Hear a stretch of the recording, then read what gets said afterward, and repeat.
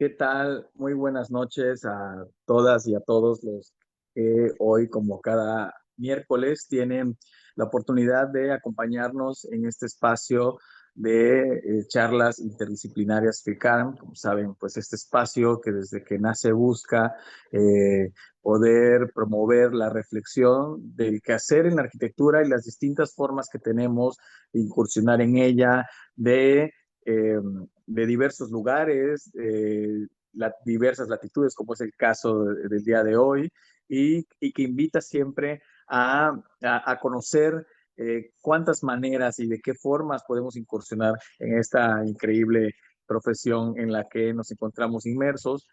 Como saben, pues hoy este día nos acompaña por parte de Acinea la arquitecta Jackie Tapia, quien es vicepresidenta académica de Acinea y además coordinadora de la carrera de arquitectura de la Universidad Marista de Mérida.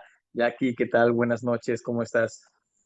Hola, buenas noches, Rubén. Bienvenidas todas y todos a otro espacio de educación donde seguimos cuestionándonos sobre la profesión, aprendiendo y reaprendiendo, rompiendo nuestros paradigmas sobre cómo aprendimos de arquitectura a través de también la trayectoria profesional y vinculándonos desde la academia con la CINEA, que somos la Asociación de Instituciones de Enseñanza de la República Mexicana, donde coincidimos alrededor de 110 instituciones, tanto públicas, privadas y del Sistema Tecnológico de México, y también enriquecemos precisamente la pertinencia de nuestra profesión vinculándonos con el gremio profesional a través de la RECAT.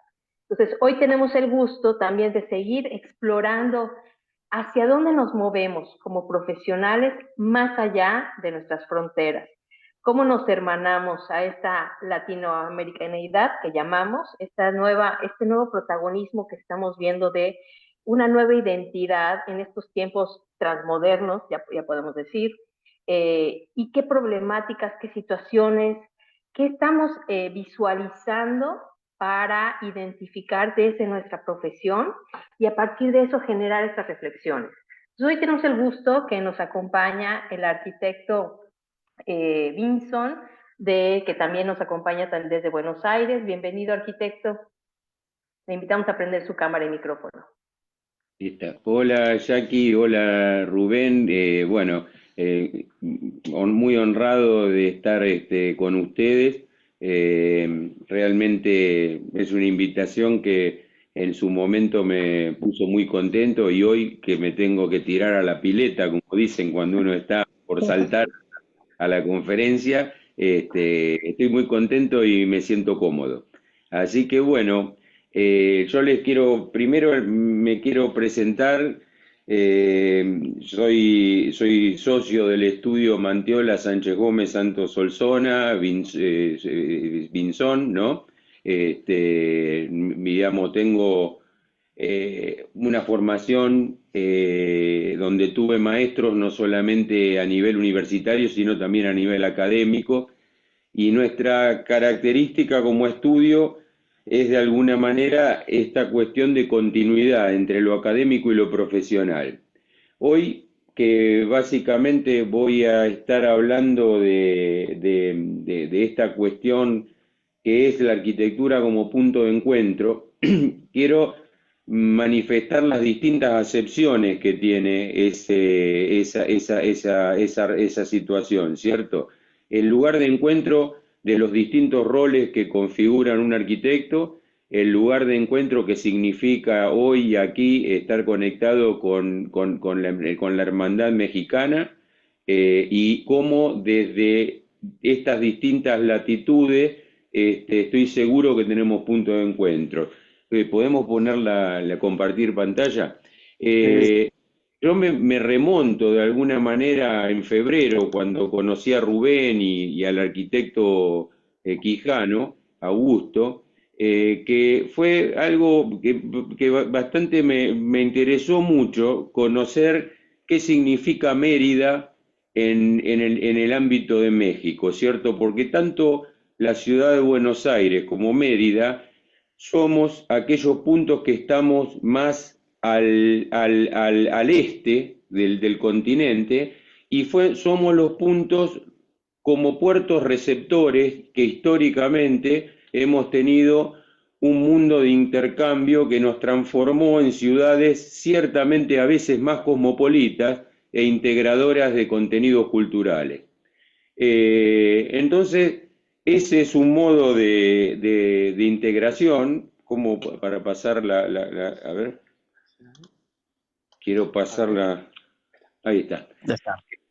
Ahí está. Ese es un modo de integración que con estas herramientas que tenemos hoy lo podemos visualizar. Yo me remití a ver en distintas escalas en el planeta dónde estamos y qué significamos en esa posición, y de alguna manera estos puertos del mundo siempre han tenido alguna vocación de una integración de cultura. Yo cuando viajo dibujo mucho y me gusta dibujar mucho la historia, y de repente encontrar que hay una Europa que nos remite al conocimiento de un mundo que integró el mundo occidental y el mundo de Medio Oriente, pero también una Europa que es la herencia del clasicismo y el Renacimiento, me hace acordar que de alguna manera nuestras ciudades van sincretizando con el tiempo el americanismo y las distintas culturas europeas que de alguna manera se han comunicado con nosotros, ¿cierto? Alguna vez estuve por Cartagena de Europa y me di cuenta que Cartagena de Europa, por donde habían pasado los romanos, los cartagineses y tantas culturas más, dentro de España era un lugar de mucha apertura y de mucha combinación de cultura. Al hablar con Rubén, me enteré de eso también, de eso que a ustedes les pasa de alguna manera, como en la península de Yucatán, y me acordé de que la ciudad de Buenos Aires es una ciudad que se ha mirado mucho desde el puerto, y muchas veces esas ciudades que se miran desde el puerto van generando distintos tipos de encuentros, de convergencias. Acá estamos con mis socios, dos de los socios que están en la foto, Justo Solsona y Flora Mantiola, son dos de los socios fundadores, y también quería traer en estas imágenes el hecho de ser docentes, el hecho de ser un taller relacionado con lo académico, que no solamente se nota en la producción, sino en las formas de representar y en las formas de imaginarnos la arquitectura a través de modelos descontracturados que tienen que ver con superposición de capas generacionales que nos van dando una identidad, ¿cierto? Y ahí de nuevo hablar de la arquitectura como punto de encuentro, que también tiene que ver con aquellas cosas generacionales que nos hacen comprender a la arquitectura como una superposición de conocimientos en base al respeto. Ser docente implica ser siempre un aprendiz y a la vez enseñar, esa cosa compleja de seguir aprendiendo y seguir enseñando. Me interesa también hablar en nuestra obra de la arquitectura como punto de confluencia y encuentro, de aquellas cosas que son objetivables a la hora de entablar contenidos y conceptos con otros lugares del mundo, ¿cierto? La interpretación estética y volumétrica del programa, que es la relación forma-función, hablar del aspecto regional y universal, o lo ancestral y lo moderno, como punto de encuentro, la técnica y la arquitectura no como la tecnocracia, como ejercicio del oficio y como ese ejercicio que hace a la arquitectura del croquis al detalle y del detalle a la obra una continuidad hilada. La relación de los edificios con la ciudad, el programa y el sitio, que nos va a interesar también decir cómo es Buenos Aires en algún sentido, y finalmente qué significa la convergencia en la práctica profesional cuando uno visita otras latitudes, y lo más lindo que le puede pasar a uno es ser bien recibido por la posibilidad de dialogar y nuevamente hablar de puntos de encuentro.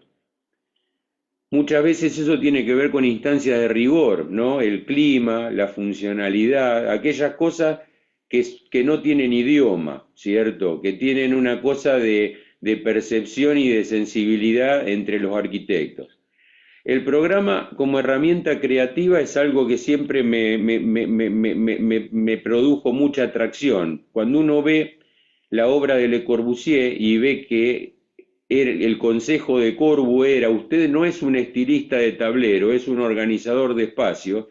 Habla también de aquellos puntos de encuentro que no tiene que ver con la subjetividad o el capricho, sino que tiene que ver con pensar un mundo mejor o más justo. Una obra fundacional del estudio, cuando yo era un recién nacido casi, que es el concurso de la Biblioteca Nacional. Mis socios dieron en este proyecto una eclosión, una síntesis entre lo que es forma y función y lo que es transformar un programa en algo excelso, digamos, ¿no? Cómo los libros en una biblioteca podían ser el significado de la cultura de Buenos Aires y de Argentina. Pero también en el edificio de la Unión Industrial Argentina se empiezan a trazar desde aquella década, fines del 60, esta cosa forma-función, donde de alguna manera la estructura y la funcionalidad generaban síntesis de formas claras y funciones claras. Este edificio fue motivo de un concurso que le dio un impulso importante al estudio, así también como la Argentina Televisora Color, que dentro de esta síntesis volumétrica que representa la funcionalidad del programa, se le da una segunda lectura al programa, que es, a través de la implantación, generar al bien público una extensión de un parque, ¿cierto? Entonces, viene aquí en la arquitectura la relación entre forma y función, pero también entre tejido, ciudad y arquitectura.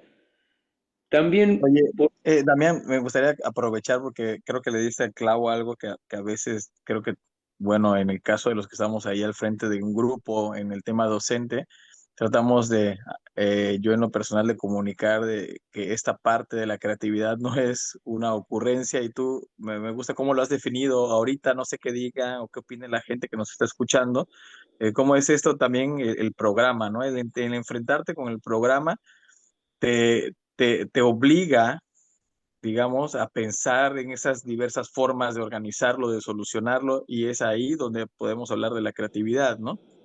por supuesto, y nuevamente, puntos de encuentro que alumnos, docentes, arquitectos, clientes nos permiten interlocutar con una objetividad, con una sinceridad, ¿no? Arquitecto y sociedad también.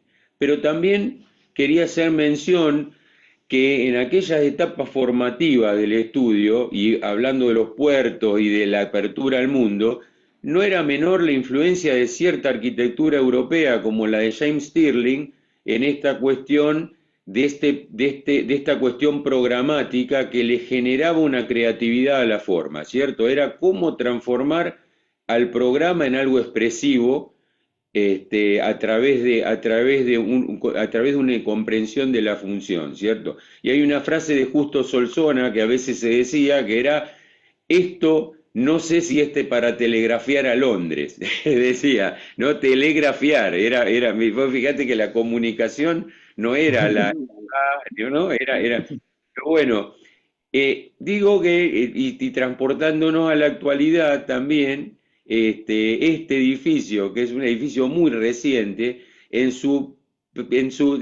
en su cuestión compositiva de basamento, desarrollo y remate, tiene una fuerte connotación programática, que es cómo entiende el edificio de Coca-Cola el ADN de la funcionalidad de esta empresa, ¿cierto? Entonces, es un edificio que tiene como una especie de basamento, un desarrollo y un remate.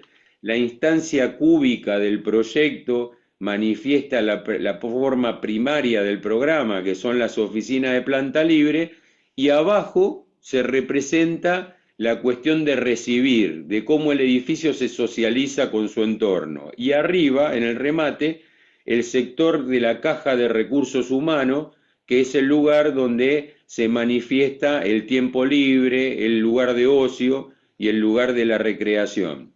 Entonces, esta composición entre clásica y moderna, muy inspirada en una arquitectura estructuralista, una simple geometría, digamos, prismática del hormigón que contiene el cubo de vidrio, vuelve a una instancia clásica de basamento, desarrollo y remate, pero con una clara significación donde lo funcional se entrelaza con lo compositivo.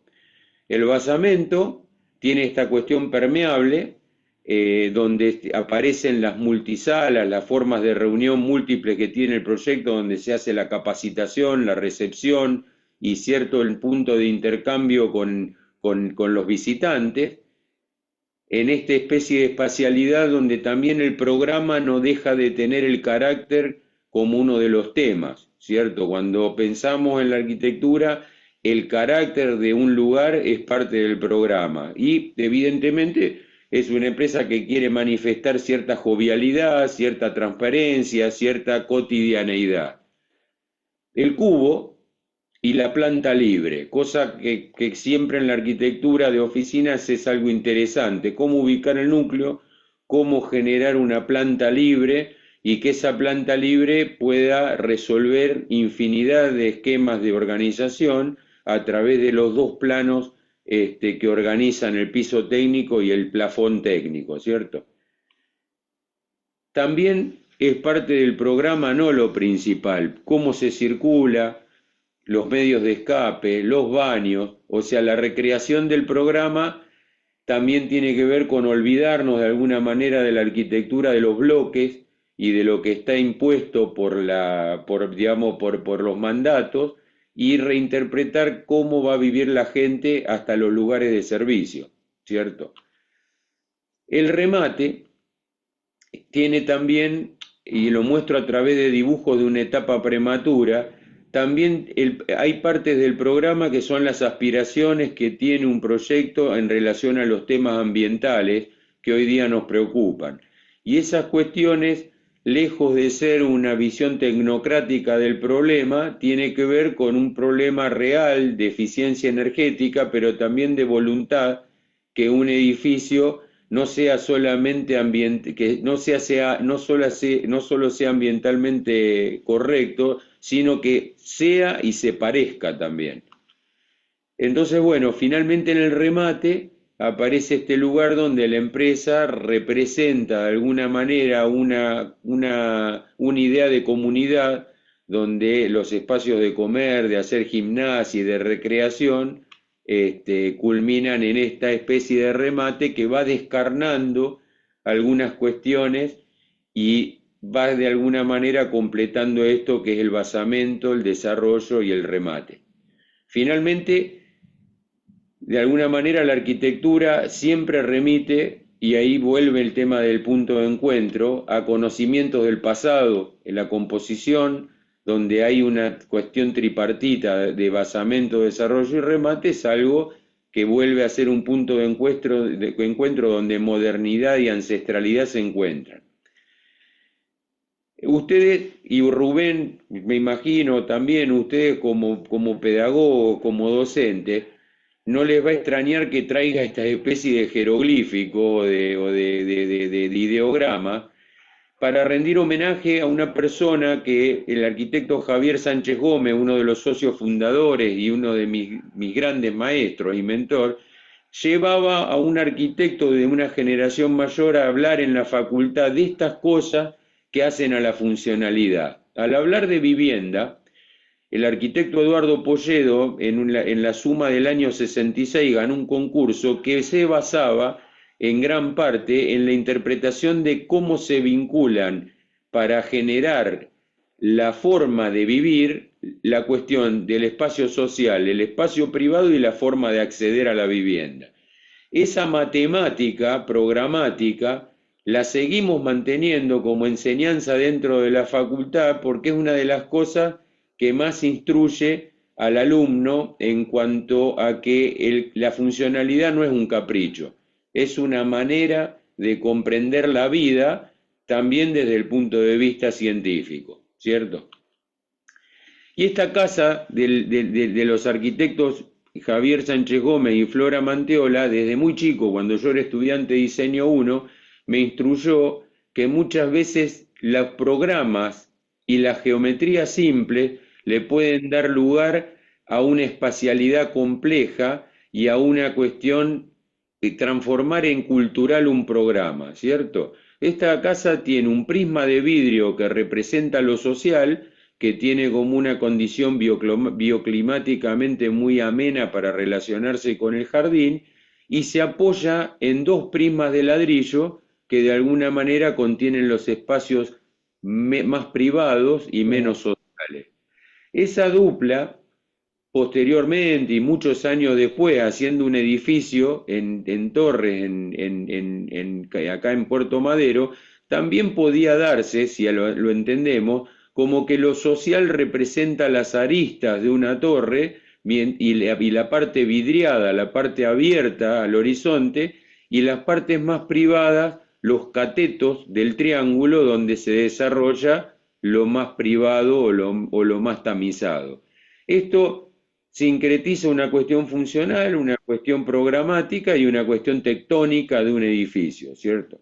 Entonces, nuevamente, el punto de encuentro, que es la funcionalidad, como puede pasar en este edificio, con intenciones de mirar al río y que la planta empieza a ser un organismo formal, que en vez de tener formas preconcebidas que después encajan la función le da vida a algunas intenciones que tienen que ver con las vistas, que tienen que ver con el asoleamiento.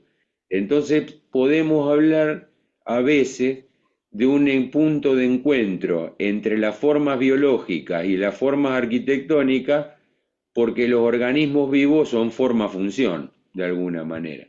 sí, Regional y universal. Ahí, Rubén, es una parte que nos va a ir adentrando en aquellas charlas de Distrito Federal, y vamos a tener puntos de encuentro, vamos a tener algunos puntos de caracterización, ¿cierto? Y a veces lo ancestral y lo regional, lo moderno y lo universal, ¿cierto? Son categorías bastante complejas, ¿cierto?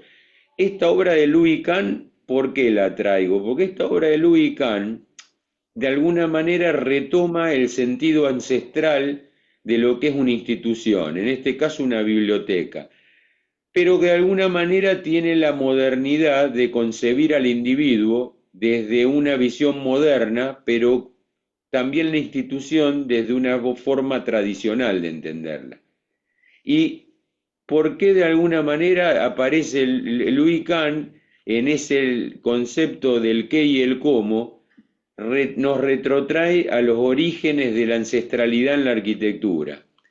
Pero también el Corbu da una lección de relación entre lo ancestral, que han sido las proporciones de la arquitectura clásica, y cómo una institución moderna puede remitir a algo ancestral, ¿cierto? O sea, uno ve sí. en estos propilios, de alguna manera, una relación entre esas cosas.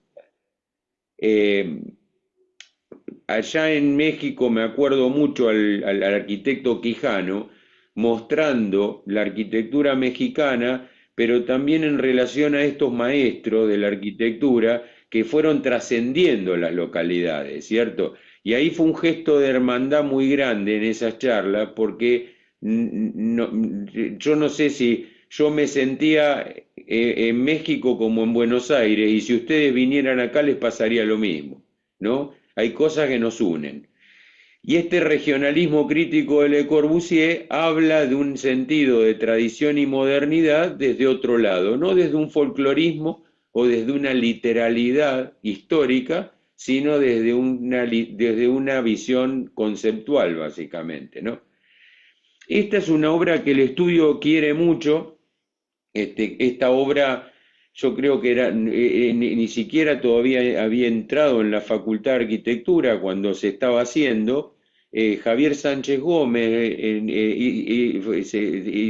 lideró este proyecto en aquella época, y es un proyecto que sincretiza la arquitectura de los tejidos del año 70, que era como muy sistémica, con aquellas cosas que tienen que ver con nuestras raíces culturales, materiales, y la cultura de lo que significan las calles y los pasajes. Y yo muchas veces cuando muestro esta obra en la facultad, me remito a la humanización de la arquitectura, ¿cierto? O sea, cómo una arquitectura sistémica, funcionalista y de tejido se puede transformar en paisaje y cultura. Los puertos, ¿cierto? Nuevamente, Rosario, no Buenos Aires. Rosario es como, le dicen como la Chicago de Argentina, porque no me acuerdo por qué, pero está como hacia el norte de la ciudad de Buenos Aires, Río Paraná, ¿no? Hacia Ujú. arriba. Y esta era una arquitectura portuaria, donde la arquitectura obviamente tenía una gran influencia de los puertos ingleses en la ciudad de Rosario, esa arquitectura ladrillera, y hace unos años atrás nos tocó hacer una refuncionalización de esa infraestructura portuaria que se desalojaba como área productiva para hacer un mix de residencias y algunas oficinas, ¿cierto? Y acá la mixtura entre lo tradicional y lo moderno, pero una modernidad que no grita, ¿cierto? Que genera como un ensamble bastante respetuoso y bastante apaciguado, donde lo nuevo y lo existente dialogan con un sonido bastante apaciguado, ¿no? Este proyecto es un proyecto que impulsó mucho la arquitecta Flora. Este proyecto, que es en Puerto Madero, un proyecto que disfrutamos mucho, lo recuerdo mucho con la arquitecta Santos también. ¿Qué pasaba con este proyecto? La arquitectura de Puerto Madero parecía que dejaba de reconocer la localidad, ¿cierto? La locación. Y es en la década de los 90 se caracterizó porque haya mucha arquitectura de vidrio. Resulta que el encargo tenía que ver con un banco que no solamente quería dar noción de solidez y de modernidad a la vez, sino que le interesó la locación porque en Puerto Madero lo que lo caracterizaba, que se ve en la foto de arriba a la izquierda, eran los docks ladrilleros, ¿cierto? Entonces, los dibujos, y ahí hablar de los dibujos como punto de encuentro y como punto de convergencia, desde el croquis al dibujo de diseño esquemático y del diseño esquemático al detalle, se fue elaborando esta arquitectura que no pudo ser de ladrillo y terminó siendo de granito rojo dragón, ¿cierto? Porque la calidad material que impulsaba el cliente para este proyecto no hubiera permitido hacerlo en ladrillo para esta época, ¿cierto? Pero sin embargo este edificio está lleno de operaciones complejas entre la tradición y la modernidad, un edificio que tiene basamento, desarrollo y remate, pero que también tiene la modularidad y el trabajo de la masa perforada en las posibilidades que puede permitir un edificio de oficina. Evidentemente, también la década de los 90 acá en Buenos Aires fue una década con mucha penetración de lo que fueron tecnologías por lo que pasan y ustedes lo sabrán, ¿no? Los flujos de inversiones. Y también aprendimos de eso, y de nuevo los puntos de encuentro, ¿cierto? Cómo la arquitectura es permeable a determinados procesos de tecnología y también es resistente a la hora de mostrar cuáles son las fortalezas de un territorio respecto de las prácticas constructivas, ¿cierto? Entonces, estos dibujos que les tengo mucho cariño, que van descubriendo en una misma hoja instancias de diseño que representan a momentos del edificio, cómo flota la caja de granito en esta parte de este basamento de vidrio, que se ven estas fotos, cómo el 70% que es la masa perforada se resuelve con un material que acá en Argentina se le sigue dando muchísima importancia, que es el hormigón como materia estructural. Muchas veces trabajamos los hormigones de tubo, pero era un edificio colorado, la tecnología de la fachada ventilada lo hacía más eficiente en temas térmicos y otras cuestiones, y bueno, veo en el ensamble entre los dibujos y las fotos que los detalles son un momento de encuentro tan importante como el momento de los croquis preliminares, ¿no? Uno disfruta de la arquitectura en todas sus instancias, en todas sus escalas. Para que el tiempo de la arquitectura nos pase de manera pasible, no nos podemos renegar de ninguna instancia de producción en la arquitectura, ¿cierto? Es como que siempre nos sentimos tan arquitectos haciendo un detalle uno en uno como haciendo un dibujo conceptual. Y todos esos momentos de los proyectos también generan otro punto de encuentro, que es que en cada foto y en cada detalle uno recuerda con mucho afecto y con mucho cariño a gente que le enseñó mucho, especialistas en vidrio, marmoleros, carpinteros, aparejadores, hormigoneros, ¿cierto? Nosotros no somos solos, las obras son una complejidad de muchos gremios, muchas personas y mucha gente que hace que los edificios sean posibles. El aspecto regional en la Argentina tiene mucho que ver, nuestra pampa húmeda, y nuestros campos han tenido mucho que ver con estas casas de galería, esas casas de techos inclinados, esta arquitectura muy sencilla, cuyo fondo muchas veces es una línea de horizonte que tenemos en esta pampa interminable, y una arboleda que nuevamente, cuando hablamos de lugares de encuentro, ha sido la arboleda que generaron aquellos trabajadores rurales, que muchos fueron inmigrantes, ¿cierto? Y esos trabajadores rurales generaron un paisaje que hoy día es el autóctono, pero no era así exactamente nuestra pampa. Nuevamente, los puertos. Oye, Damián, te interrumpo porque por acá me comentaban, ¿no? Algo bien curioso hablando de encuentros.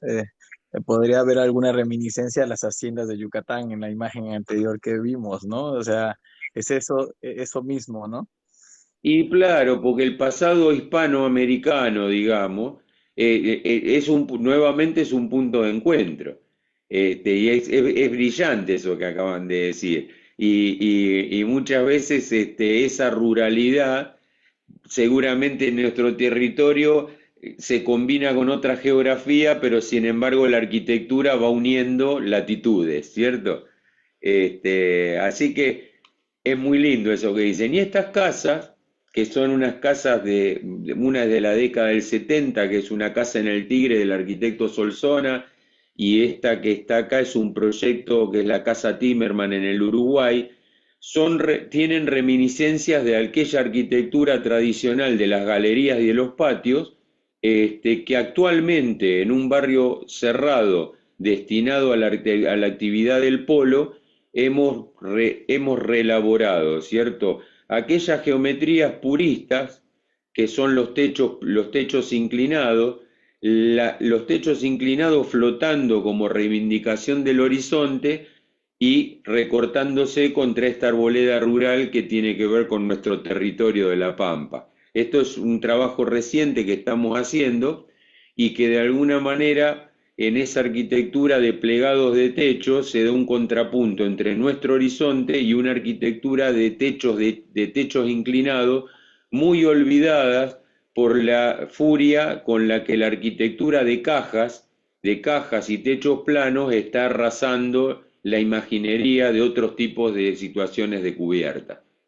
Estos son el acceso y el clubhouse de ese barrio cerrado destinado al polo, que recompone en esta matriz de techos inclinados de repetición, la idea de panoramas de geometrías claras, reivindicación del horizonte y de alguna manera una arquitectura de modularidad sencilla que por repetición puede llegar a ser flexible.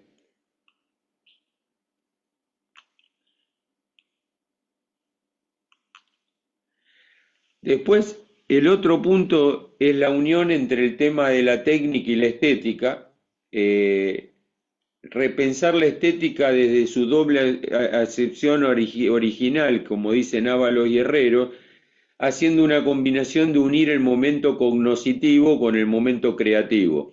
O sea, cuando la tecnología es capricho, empiezan los formalismos. Cuando la tecnología es diálogo y es punto de encuentro, que tiene que ver con la producción o que tiene que ver con las realidades de nuestros territorios, la mano cambia, ¿no?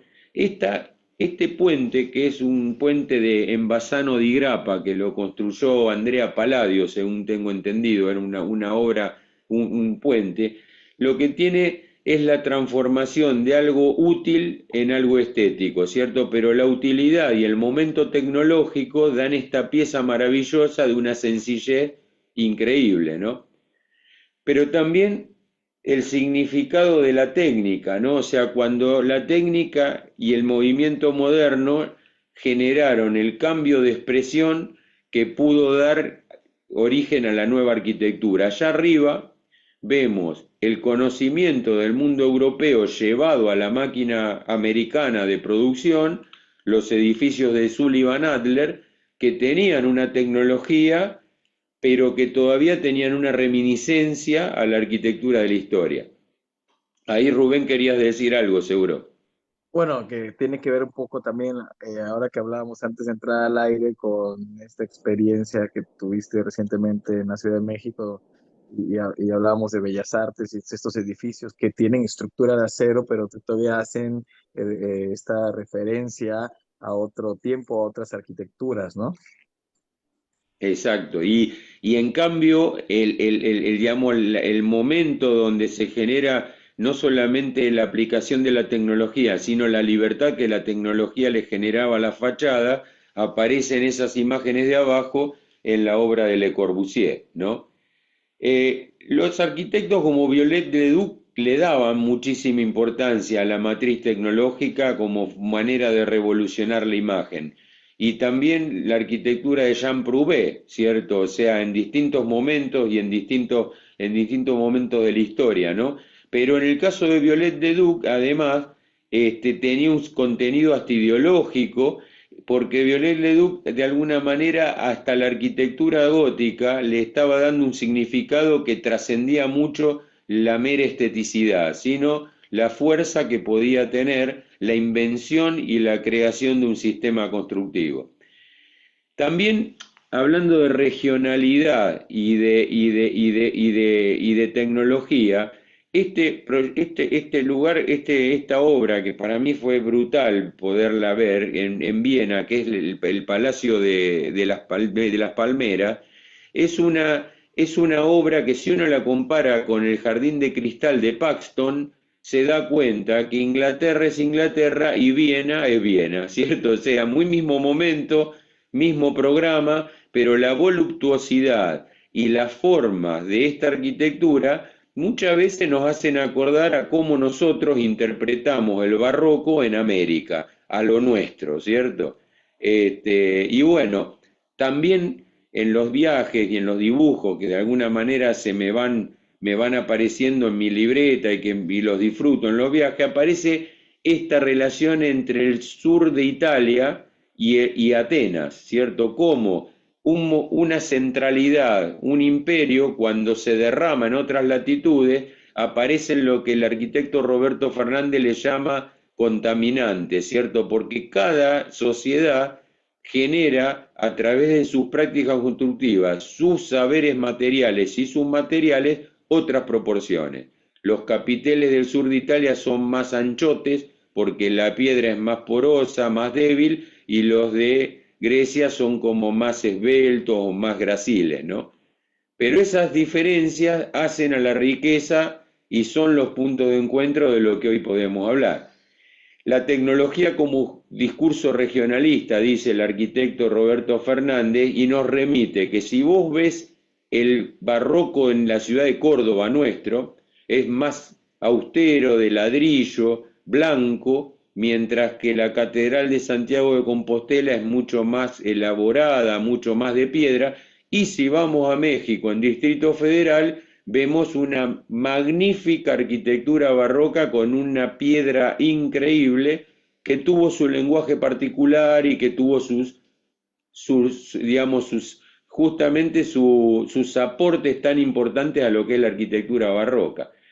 Pero bueno, como no somos nunca como hijos del repollo, ¿cierto? O sea, hay una modernidad como como los conceptos que mantenía esta obra de Pierre Jarreau, que de alguna manera también se pueden visualizar en esta obra magnífica del estudio. Yo todavía no había, creo que acá no, recién había nacido, en el año 1965 nací, y mis socios en una vieja tienda del microcentro descarnaron una estructura y realizaron esta magnífica pieza de diseño total de ladrillo de vidrio, que lo que representaba era la nueva forma de entender los bancos en una cultura como era la ciudad de Buenos Aires en la década del 60, progresista, moderna, y los bancos eran instituciones abiertas donde la gente podía ver el cofre desde la vereda, ¿cierto? Una institución abierta.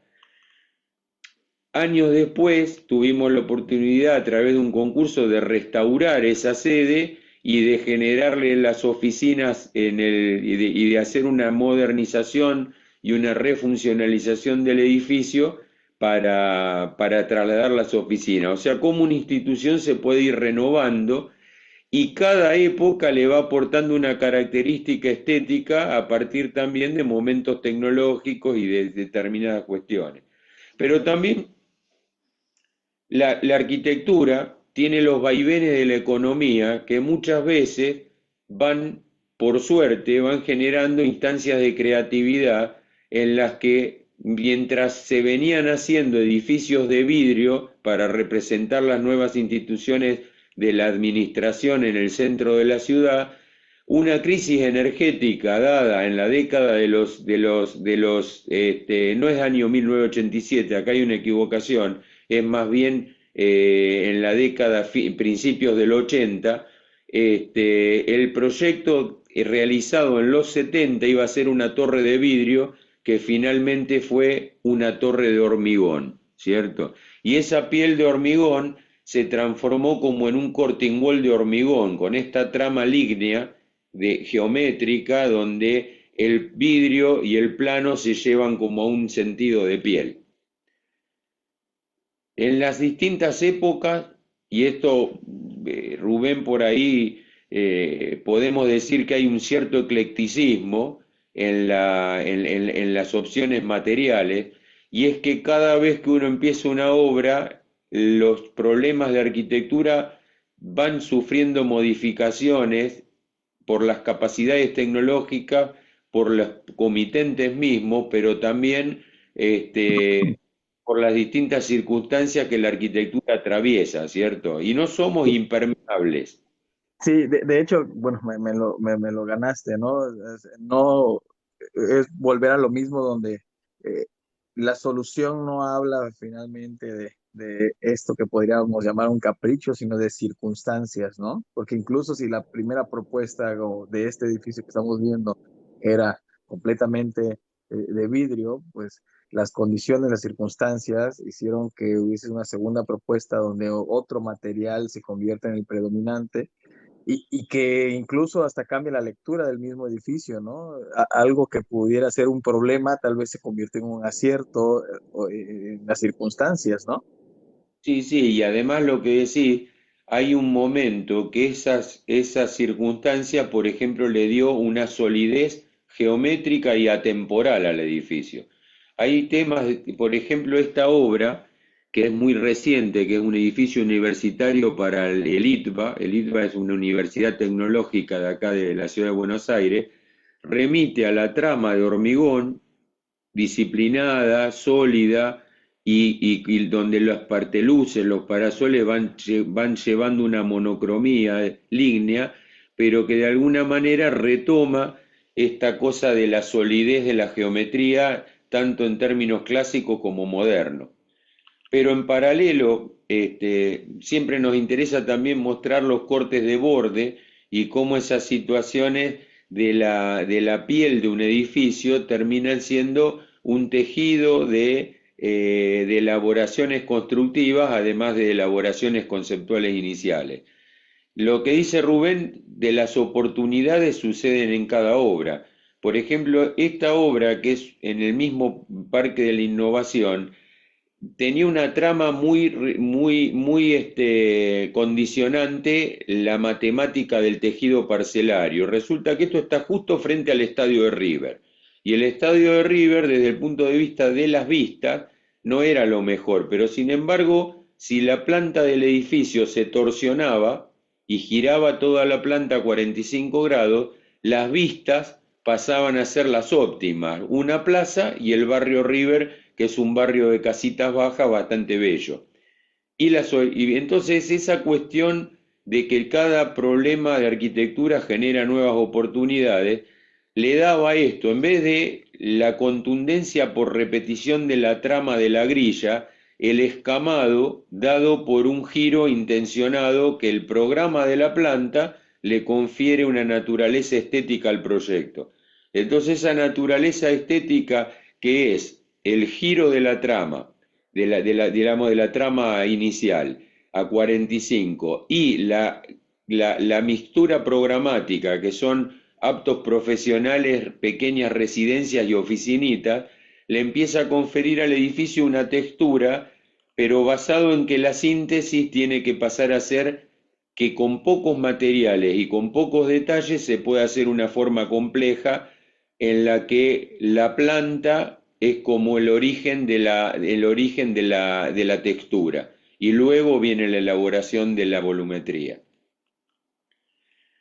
Entonces, Oye, perdón que te interrumpa y a propósito, antes de que brinques por al otro punto, cuando veíamos imágenes de los detalles que mostraste al final de este edificio y también en algunos otros, eh, eh, me gusta cómo mencionas, ¿no? Llegamos también, no abandonamos esta búsqueda de solucionar, dígase solucionar en el dibujo y con la mano, eh, hasta el detalle, ¿no? Y a veces creo que como arquitectos nos quedamos, como decías, con el dibujo conceptual y creemos que allá paró el trabajo de la mano, del analizar, del resolver, y es grato ver cómo, bueno, en los procesos también van llevándose hasta este lugar, ¿no? Hasta este sitio.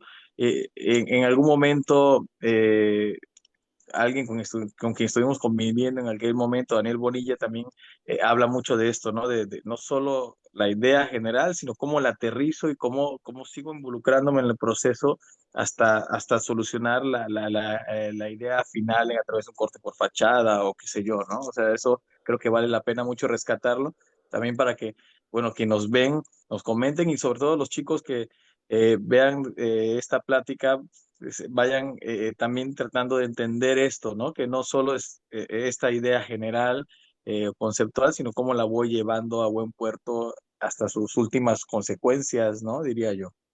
y sí, tal cual. Y además, porque nosotros los arquitectos no podemos estar a expensas de que la imagen la desarrolle el mundo de la industria como algo que nos imponen, ¿cierto? Es como, en todo caso, tiene que ser una interacción. Entonces, bueno, dicho esto, viene el momento de la otra escala, ¿cierto? Porque también el otro punto de encuentro, además de, como dice Rubén, de la arquitectura del croquis al detalle, está también la arquitectura y la ciudad, ¿cierto?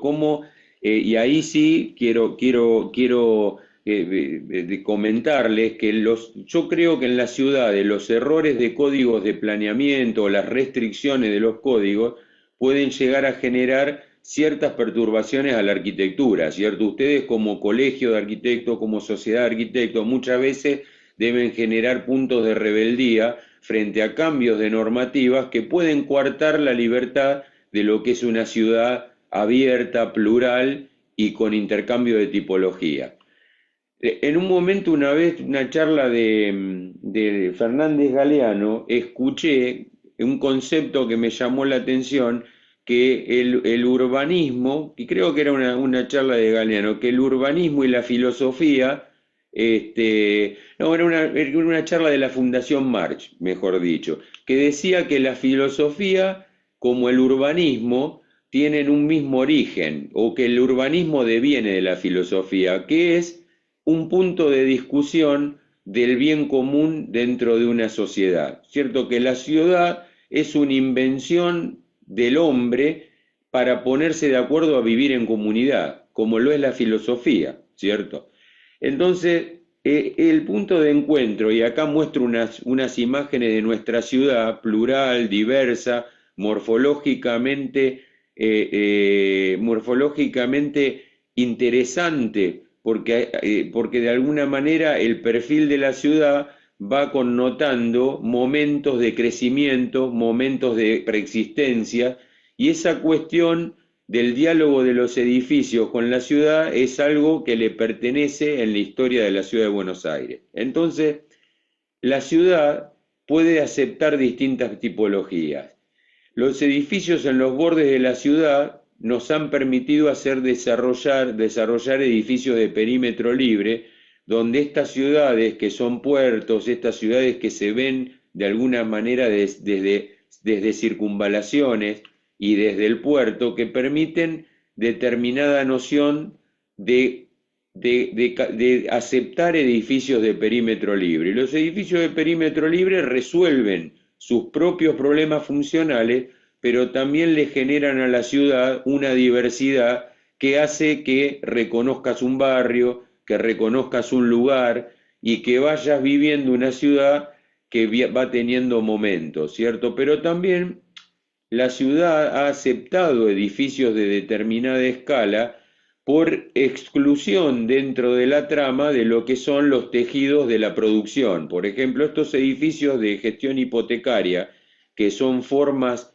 combinadas dentro de terrenos parque, eran edificios que se realizaban como por el éxodo de actividades primarias de lo que es la industria hacia lugares periféricos de la ciudad, pero siempre amortiguados por grandes parques o por sistemas de plantas bajas que le daban cohesión social al proyecto. Las plantas bajas libres, los lugares comunitarios. Pero también está en esta familia de proyectos que en territorios de triples lotes o 4 lotes, involucrados en coexistencia con la manzana, que ha caracterizado por su compacidad la ciudad de Buenos Aires, se presentan las tipologías combinadas como combinación entre un tejido existente bajo y la posibilidad de airear la arquitectura a partir de menor ocupación de suelo pero de mayor altura. Estas combinaciones tipológicas tienen un origen desde esta época, ¿cierto? Y esas combinaciones tipológicas han tenido ciertas restricciones por modificaciones de los códigos en alguna medida, ¿cierto? Entonces, nosotros los arquitectos, tanto aquí como seguramente en México y en otros territorios, siempre somos críticos a las modificaciones de los códigos, a veces porque desde lo proyectual hacemos urbanismo. Cuando la arquitectura proyecta edificios, indirectamente también repercute en un ida y vuelta con el urbanismo, ¿cierto? Entonces, este se trata de un edificio de combinación de completamiento de tejido, ya no de perímetro libre, pero lo que quiero comentar es que la arquitectura en su diversidad, en el ensamble de piezas y en la defensa del perímetro libre, no como una cuestión formalista, sino como una cuestión higienista de que a igualdad de superficie, un edificio bajo achaparrado se llena de patio de aire y luz donde la gente no tiene sol o no tiene la ventilación adecuada. Entonces, ¿cómo hacer para que las restricciones no lleven a perder la posibilidad higienista y ambientalista que la arquitectura ha defendido desde el movimiento moderno en adelante, ¿no? Entonces estas torres bilobulares que buscan el perímetro y que en ese acrecentamiento de altura generan un diálogo con la altura baja de la ciudad y emerge donde la escala lo permite, o esta, que es una arquitectura de ensamble morfológico donde con respeto a las tangentes y la forma de rotar la planta, los departamentos empiezan a tener sol, buena orientación, buenas vistas, y de alguna manera en esta búsqueda morfológica lo que se establece es la posibilidad de engamar la escala con la escala anterior, ¿cierto? O sea, una transición y diálogo con las escalas. Es cierto que también que en determinados barrios la imposibilidad de generar edificios altos tiene una lógica importante y respetable. Pero también, en ese sentido, nuestra experiencia en la ciudad de Buenos Aires es que se puede dar, a través de los edificios de escala baja, un lenguaje que no es el de las avenidas, que es el de los edificios agrupados, y esta rítmica que genera una arquitectura de otra escala basada en la vivienda, si se quiere, popular y ancestral, que va recorriendo con una porosidad interna, como se ve en la planta, la secuencia de patios, jardines, y que el momento de la arquitectura colectiva, cuando se elige el tejido bajo, sea la ventaja de vivir en un edificio bajo y no la restricción de tener que hacer edificios bajos, ¿cierto? Entonces, esa escalaridad y esa cultura de la arquitectura de Buenos Aires, de ensamblar pasajes, patios y entidades reconocidas a través de nuestra cultura urbana, nos interesa también como tipología. Pero básicamente, volviendo a Le Corbusier y a esta cosa que de alguna manera, como dijimos desde el principio, somos arquitectos, somos docentes, estamos en la facultad y estamos en la profesión, recordamos esta frase de Le Corbusier que relacionaba la biología en el sentido de y la arquitectura en la forma de relacionar las fuerzas interiores y las fuerzas exteriores. O sea, cómo la biología de la forma y del urbanismo respeta aquellas cosas que tienen que ver con el buen vivir, y esa cosa de que la forma de alguna manera tiene que ver con la vida con la vida de los organismos. Y bueno, la convergencia, en el último punto, la convergencia en la práctica profesional en el exterior nos lleva, por un lado, a esta experiencia en Paraguay, de reconocer que ese barrio que viene del centro de Paraguay, como en esa especie de loma que va llegando al río, un barrio que tiene mucho verde, un barrio popular en el que, en una especie de urbanización, como una especie de Puerto Madero de Buenos Aires, se instalaron los ministerios del Paraguay. Y en esa oportunidad, esta visión modernista de tener edificios en torreta que representaban distintos ministerios, nos pareció una muy buena oportunidad de reivindicar esa transparencia entre la loma verde que viene bajando del tejido de la ciudad y la transparencia al río. Como en vez de hacer un gran edificio ministerial, hacer un edificio fracturado que festejara la transparencia del río desde la ciudad.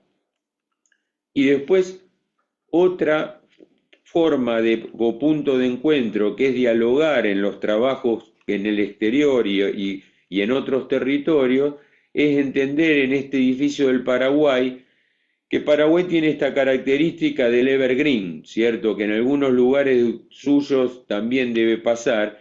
Y entonces las dos características que nos hicieron dialogar con este proyecto fueron la ventilación cruzada en un clima muy húmedo, entonces se toma en fuerte valor las tiras articuladas de poca profundidad para ventilar cruzado, una forma de circular muy propia de este clima, que es a través de núcleos más exteriores, viviendo la exterioridad y la transparencia, y las terrazas, ¿cierto? Un edificio que no se caracteriza por la altura, sino por engamarse con esta masa verde de la planta de techo, que es esta extensión del Paraguay. Y bueno, ¿cómo no iba a terminar con digamos, con un punto de encuentro que sea con México, que realmente un lugar en el que me siento muy bien cada vez que voy? Los Cabos fue una oportunidad, a través de un concurso, de comprender una topografía y un territorio. La topografía nos permitió hacer un aeropuerto a 2 niveles con un sencillo recurso de entender el desnivel del corte, ¿cierto? Y por otro lado, entender el clima, donde proteger el vidrio con los parteluces era algo interesante, y también esta cosa de que una trama moderna pudiera adaptarse al trabajo de los planchados, lo que nosotros le llamamos revoque, para ustedes son los planchados, que son esas texturas como esos revoques un poco más rugosos, más lo Barragán, ¿no? Que le daba a esta arquitectura y a esta tonalidad una regionalidad basada en un punto de encuentro que es el clima. Y el otro punto del encuentro, que es la flexibilidad, es lo que nos permitió de 2007 a 2017, a lo largo de muchos años, y con el grupo GAP como cliente muy racional y muy enfocado en que el aspecto de las continuidades funcionales y estéticas eran un valor, nos permitió llegar hasta la intervención del 2020 en el que el aeropuerto crece hacia el lado pista, a sincretizar los movimientos circulatorios con estas olas, que de nuevo la funcionalidad es un punto de encuentro para darle forma a la arquitectura. Esas ondulaciones tienen que ver con las formas que tienen que desarrollar las circulaciones para los embarques y desembarques. Y aquí, en esta arquitectura que fue creciendo a lo largo del tiempo y donde los puntos de encuentro tienen que ver con una cierta racionalidad, una cierta comprensión del clima y una forma de entender una estética que nos une, que es una modernidad regionalizada. Y que bueno, que la visión del paisaje, que es tan importante, esa cadena montañosa, que es una belleza, una de las vistas más lindas de los aeropuertos que he conocido, tamizada a través de los parteluces, sabiendo que en México los parteluces son muy importantes porque el sol es un amigo, pero también el sol puede ser un enemigo, a veces, digamos, ¿no? Entonces, siempre es un amigo, pero hay que tener cuidado. Entonces, bueno, durante todos estos años se ha dado este tema, que es volviendo al principio, ¿no? Los puntos de encuentro en la arquitectura son aquellos que nos permiten, diferentes latitudes y bajo distintas idiosincrasias, poder hablar, dialogar desde la coincidencia, la diferencia, pero siempre con un punto en común, que es la pasión que tenemos por la arquitectura, que creo que es lo que nos hizo caminar, tomar algunas copas y hablar, y por eso hoy estamos acá juntos también. Y no quería dejar de mencionar en este momento, y también a través de esto les voy a preguntar qué les pasa a ustedes, que la arquitectura es el arte de reconciliación entre nosotros y el mundo, y esta mediación tiene lugar a través de los sentidos, dice Juan y Plasma. El dibujo a mano y la maqueta colocan al proyectista en un contacto áptico con el objeto y el espacio. Yo creo, en esta foto, que es el lugar donde yo trabajo acá en el estudio, y a la izquierda era un lugar que estaba atrás del negocio de mis abuelos, donde yo jugaba en un lugar que era casi una especie de carpintería, y donde las cosas de la vida me llevan a ver este paralelo, ¿no? Que la arquitectura es casi como jugar, cuando lo haces con el amor que hay que hacerlo y pensando que en cada momento de la arquitectura hay una oportunidad de divertirse. Un sector urbano, un detalle de carpintería, un detalle, una composición. Ahora, hace poco hubo un concurso acá en Argentina que hicimos, en el que los proyectos finalmente fueron muy parecidos todos, ¿cierto? Nosotros hablábamos hoy al comienzo de la charla de los puertos. Hoy día los puertos están dejando de ser puertos porque los puertos son estos aparatos, ¿no? Estos aparatos empiezan a ser unos puertos un poco hegemónicos, un poco dictatoriales, donde, con más riesgo para los jóvenes, es muy posible que se pierdan las regionalidades, pero también es muy posible que se pierdan las maneras de entender las universalidades, porque las cosas llegan tan manufacturadas y tan, pareciera tan terminada, que la pereza de no creer que podemos crear algo cada vez que nos sentamos frente al papel en blanco, nos puede llevar a perder nuestras identidades, nuestros puertos y nuestro punto de encuentro. Sí, no, definitivamente, ¿no? Hoy, hoy necesitamos más entender que que podemos hacer. Dijiste algo bien interesante en alguna de estas charlas que hemos tenido ya a lo largo de estos casi 3 años. Hablábamos por ahí con alguno de los invitados de que de repente hoy, hablando de estas cosas casi manufacturadas que llegan, de repente la arquitectura se está convirtiendo en un elegir y seleccionar en vez de hacer, ¿no? Exactamente. Y yo creo, mi Rubén, es muy sintético y muy claro lo que decís, que hoy nuestro punto de encuentro generacional con los jóvenes tiene que servir para que nosotros entendamos el mundo que viene, pero para que ellos de alguna manera aprovechen la posibilidad de conocer que hay otras formas de hacer arquitectura también. Yo creo que solos no vamos a salir adelante, se va a salir adelante con un intercambio generacional sin duda, pero veo en las facultades, me veo recomendando a veces a los jóvenes y decirle, pueden apagar por 2 días un teléfono y van a surgir instancias de creatividad muy importantes. Sí. Eh, sí, yo creo que el gran tema ahorita, y no sé qué opinará Jackie, que también está involucrada en estos temas académicos, es el entender la utilización de herramientas, ¿no? Pero de repente pasa el, que no existe también retroalimentación de lo que se ha hecho antes, este aprendizaje de, de tratar de entender a través de las experiencias también de otras personas, ¿por qué no? Sino simplemente esta eh, prisa por hacer, ¿no? Este tema de esta velocidad tan vertiginosa a la que se quieren hacer las cosas hoy nos hace perder un poquito de foco. Pasa mucho como el tema de alguien dice es que yo quiero pensar fuera de la caja. Bueno, si tienes, puedes pensar fuera de la caja, pero primero aprende a pensar en ella para que después entiendas por qué te quieres salir de la caja, ¿no?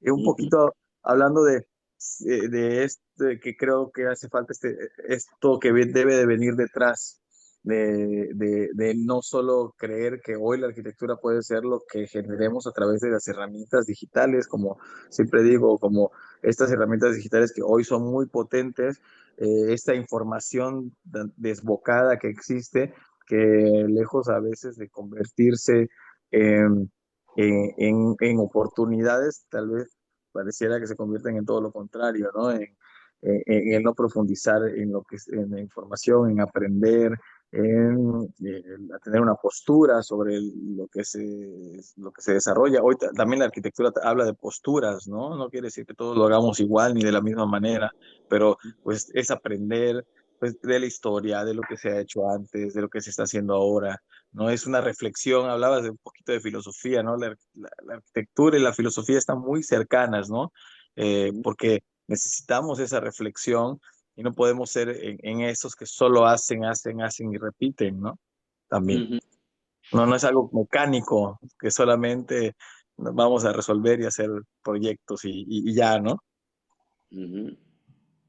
Sí. Sí, y aquí también aprovechando, bueno, aquí saludando a quienes nos acompañan en Facebook, retomando un poco esta importancia de los procesos, estos maravillosos croquis que nos comparte, de la importancia del proceso del diseño que va y viene, que tiene que ser reflexivo. Adrián Zaragoza nos comenta, el proyecto que inicia con un concepto se tiene que desarrollar con una infinidad de detalles. Detalles que nos hacen utilizar el dibujo a mano alzada para convertir la idea en una solución construible a través de una cantidad de croquis, aun cuando posteriormente sea digitalizada. Ahí se disfruta el valor de las habilidades de dibujo a mano alzada para crear ideas que se te vienen a la mente y no necesitas de un ordenador para atraparlas en el momento de su concepción.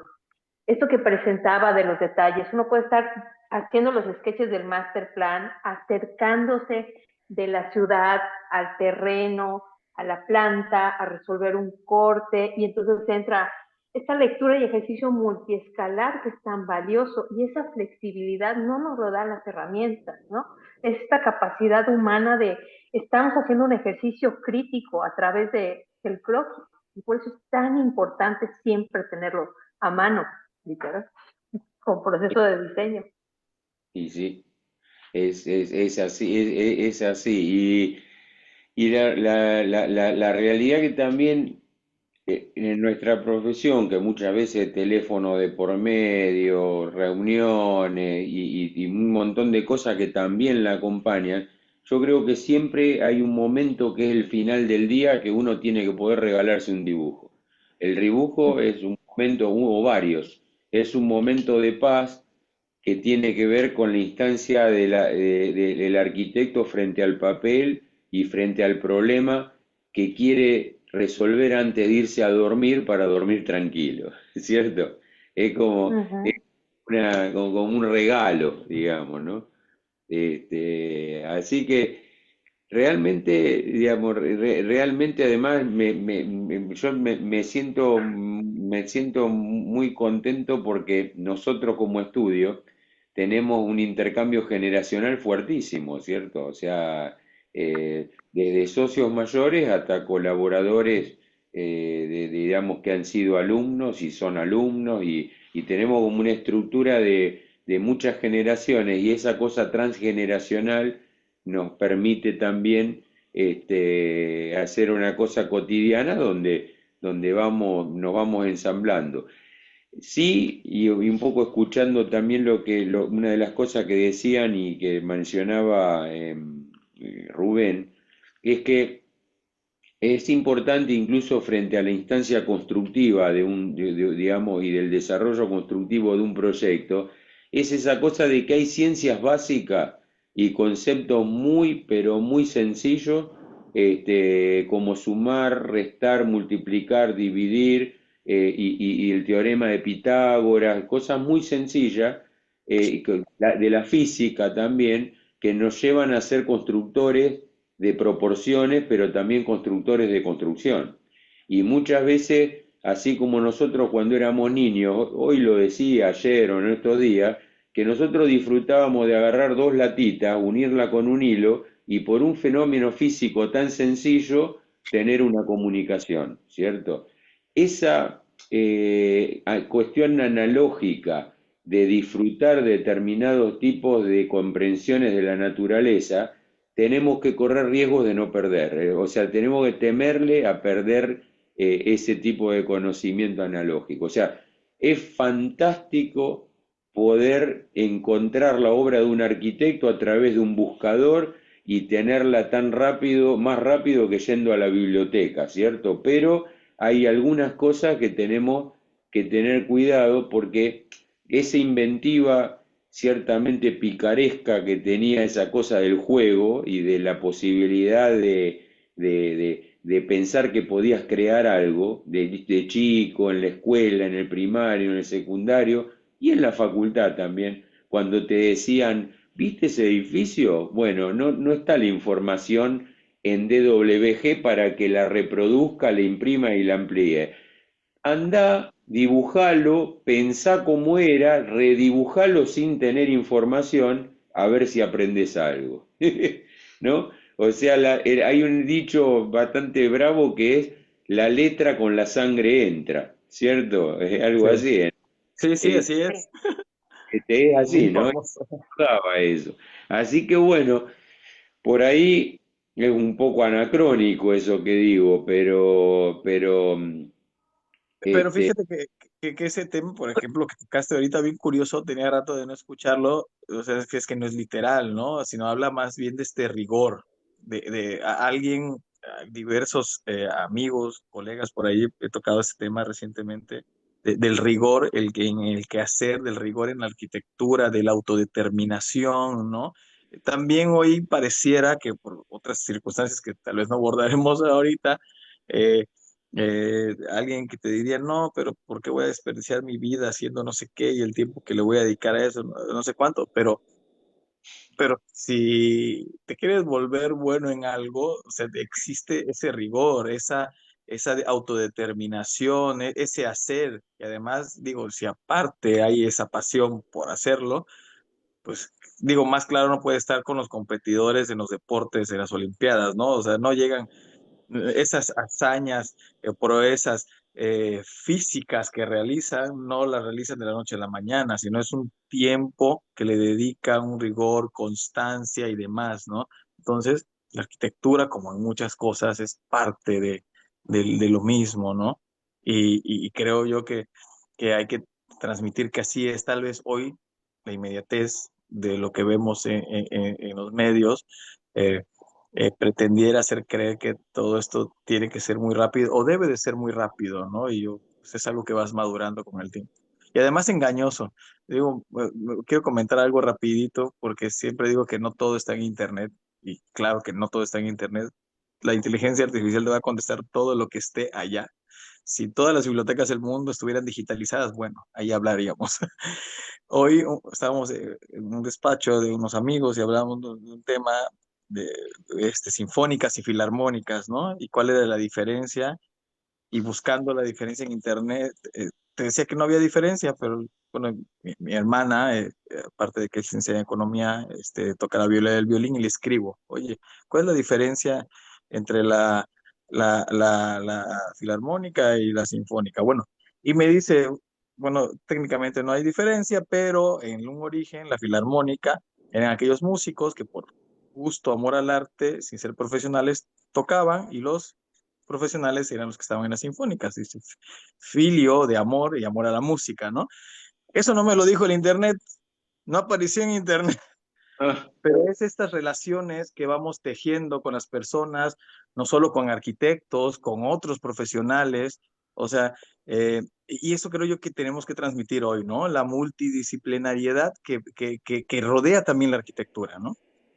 así que filarmónica es del filio, o sea, de esa cosa casi, mira vos, le voy a prestar atención a la diferencia ahora cuando escuche. Ahora, Sí, para porque dice, básicamente son lo mismo, solo que uno tiene, el origen es, porque tocan lo mismo, pueden tocar lo mismo, pero el origen de dónde vienen los músicos de la filarmónica y los músicos de la sinfónica era lo que hacía la diferencia, unos de una formación más profesional y otros más empírica, más por amor, ¿no? A la música. qué impresionante. Pero sí, está todo, mira, alguna vez me sorprendió muchísimo en la facultad, viste claro, cuando empezó el tema de lo digital, pero hace varios años ya, vos dabas una consigna para investigar y venían todos más o menos con lo mismo, porque los buscadores, según las inquietudes o la paciencia, hacían que todos desembocaban en el mismo lugar. Y había un chico muy humilde que no tenía una computadora importante, no tendría internet en la casa en ese momento, pero ha ido a una biblioteca de un barrio y fue el que trajo lo que más me sorprendió, ¿Sí? ¿cierto? Que fue el distinto. O sea, fue el tipo que hizo algo distinto, ¿viste? A veces, sí, a veces los canales de búsqueda no tienen que ver con tener a mano toda la tecnología. Si bien es una herramienta democratizadora, de hecho, lo tenemos que ver desde la modernidad, sí, pero también puede ser una herramienta muy estandarizadora. Sí, sí, completamente de acuerdo. Jackie, no Siempre sé hay si una quieres. agenda por ahí atrás. Sí, también si quieren vamos a comentar, lo dejamos para la sesión 2 porque la agenda política global es otro tema de cómo impacta en esta Sí. arquitectura que estamos viendo, ¿no? Pero aprovechando a quienes nos acompañan en Facebook, si quieren poner alguna pregunta o comentario para nuestro invitado, saludamos a Chely Morales, es un gran honor escucharla, arquitecto. Arquitectura íntegra, saludos desde el Colegio de Arquitectos de Michoacán, desde el Colegio de Arquitectos de Córdoba, Orizaba, en Veracruz. Iván Mendoza nos manda saludos desde Nuevo Laredo, Tamaulipas. Juan Gualberto Amaya, saludos desde Mexicali. Aarón Guerrero, saludos desde Jalapa, Veracruz. Pepe Medina, también desde Córdoba, Veracruz. Presente, excelentes conceptos los que nos comparte, arquitecto. Luis Fernando Rangel Torres, saludos desde Durango. Michael Segarra, muy bien. Patti Reséndez, saludos desde el Colegio de Arquitectos de Nuevo Laredo. Rolve Zamora, desde el Colegio de Arquitectos de Hermosillo. Diego Pérez también por aquí nos hace un comentario interesante. A pequeña y gran escala hay que tener capacidad para encontrar los métodos y los modos colaborativos, aprovechar las herramientas y recursos disponibles de nuestra época sin dejar de lado el contexto de dónde surgen todos estos procesos. Gracias, Diego. Muchas gracias. También Karen Alcocer, desde Mérida, Yucatán. Increíble charla. Qué gusto escuchar y ver el proceso que realizan como estudio de tantas décadas también de trayectoria, de diferentes escalas. Saludos desde el Colegio de Arquitectos de Jalapa, desde Salamanca, Guanajuato. Ángel Martínez, interesante ponencia. Espero una segunda parte. Ya lo comprometimos, maestro. Ya vamos a tener un segundo capítulo. Bueno, Oliver Abonza, desde el Colegio Guerrerense de Arquitectos, y pues aquí seguimos. Gracias por acompañarnos y seguimos aprendiendo. También Rigo Altunar desde Tabasco. Creo que nos llevamos muchas lecciones hoy, ¿no? Yo podría concluir un poco en, como siempre, hay que conocer las reglas del juego, por supuesto hay que saber geometría, física, todas estas reglas básicas para después romperlas, como dicen, es un poco como cuando dicen con los reglamentos, hay que conocerlos para saber por dónde darle la vuelta y también cuestionarnos esos instrumentos para mejorar, para avanzar e involucrarnos más allá de cómo hacer mejor ciudad. Me parece también muy importante enfatizar esto que comentaba de la relación, trascender nuestra proyección a escala arquitectónica de un lote.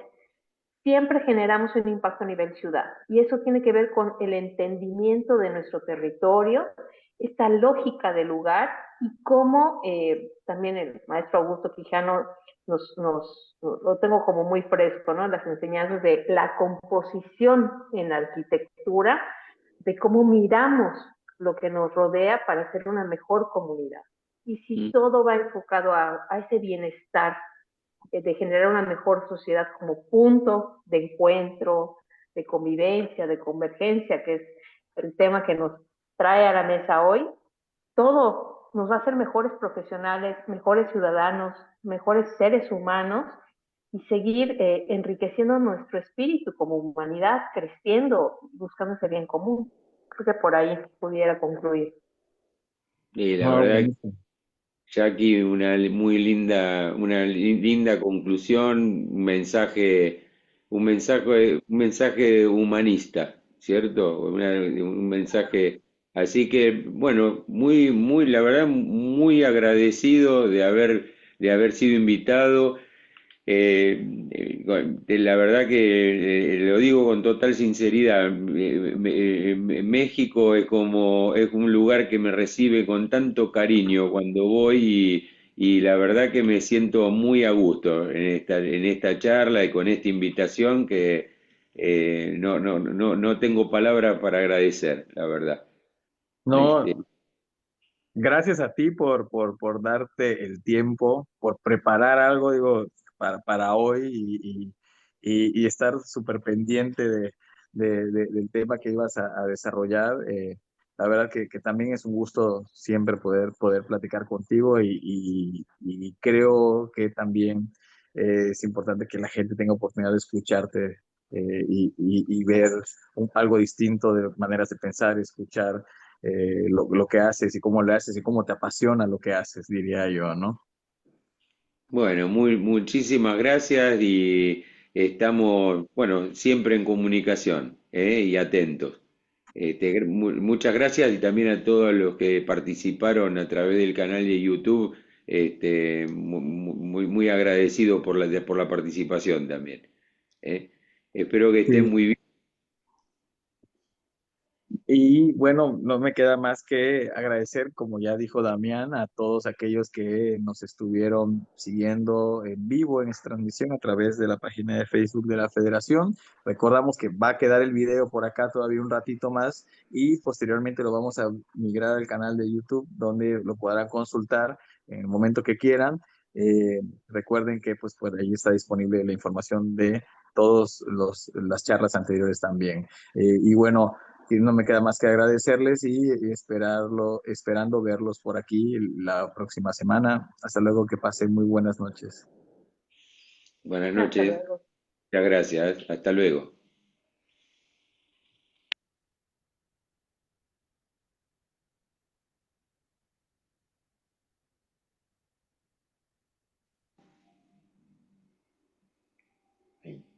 ¿Seguimos? Acá. Sí. Nos quedamos ahora en el aire.